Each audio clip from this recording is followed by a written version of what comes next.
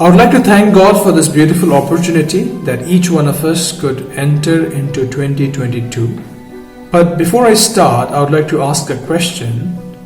How many of you completed reading the Bible from Genesis to Revelation in the year 2021? I'm so happy that we as SV family are able to have chain prayer once in a month when most churches fail to have one. Now this time when I was praying, I came across few prayer points which actually made my heart so glad, so happy. Like one said that we are able to listen to His voice at all times, trust Him in our hearts, obey and live a life worthy of His calling all days of our lives, especially through difficult times like lockdown effect on us. Another said, to have a more meaningful walk with Jesus this year, spirit of wisdom and understanding, courage, strength and confidence. Children to always hold on to the love of Jesus. Another, for us to grow in the Spirit as a family. Jesus Himself says in Matthew chapter 5 verse 6, Blessed are those who hunger and thirst for righteousness, for they will be filled.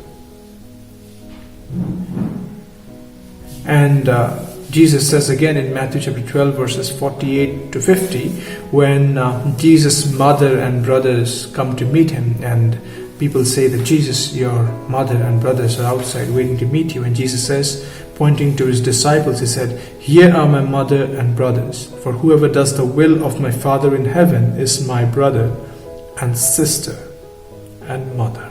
And when we read in Matthew chapter 24 verse 35, it says, Heaven and earth will pass away, but my words will never pass away. When we look at the wisdom of the world, when we look at the knowledge of the world, it keeps on changing. Our textbooks change, the newspaper change, fashion change, languages change, a lot of things just keeps on changing. But when we look into the word of the Lord, it has always been the same for the past 2000 years, because it is evergreen. It addresses a problem which is the same for people of all ages and all times. If you pick up a message of Billy Graham, which is 60 years old, and listen to it today, you'd still find it relevant and you'd still find it meaningful, and you'd be surprised at how he could capture what we are facing today 60 years ago. And that is not about Billy Graham, but it's about the word that he preached, the Bible.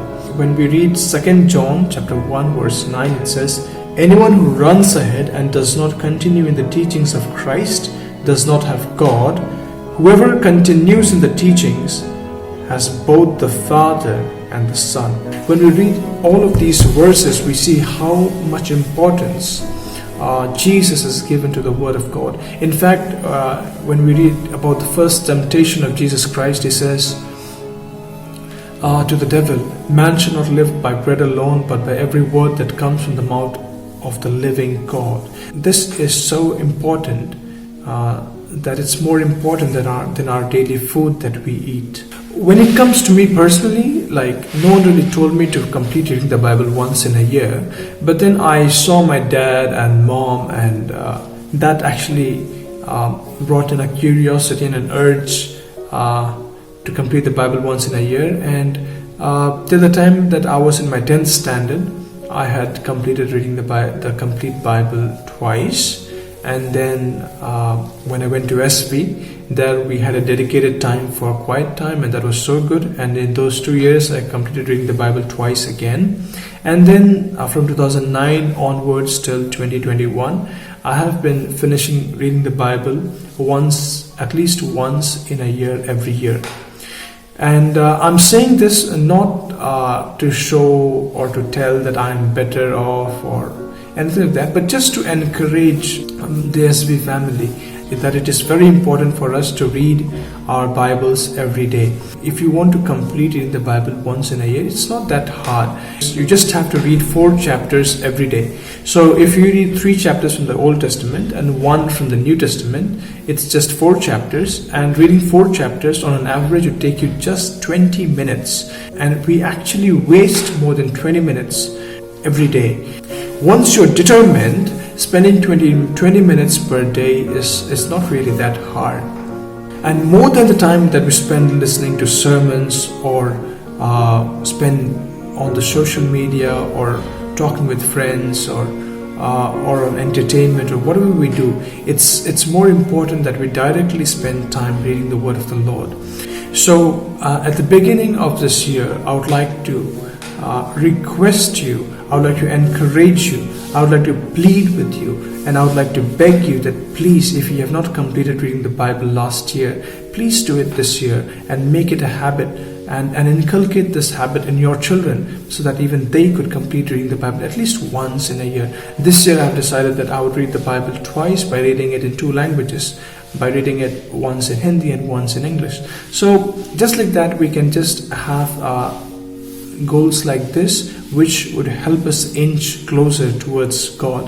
And some of you might say, Anand, you know what, reading the Bible once in a year is not that important, but obeying what it says is more important. I would say, and I would agree with you, I would say, yeah, that's true, that obeying it is more important. But unless and until you know what the Lord's will is for you, how are you going to obey it? So, and how do we know? By reading it. So reading is really more important, because only when you read, you know what the Lord wants of you, what He requires of you, and then we do what He says. Once again, I would like to request you that please complete reading the Bible at least once this year. God bless you. God be with you.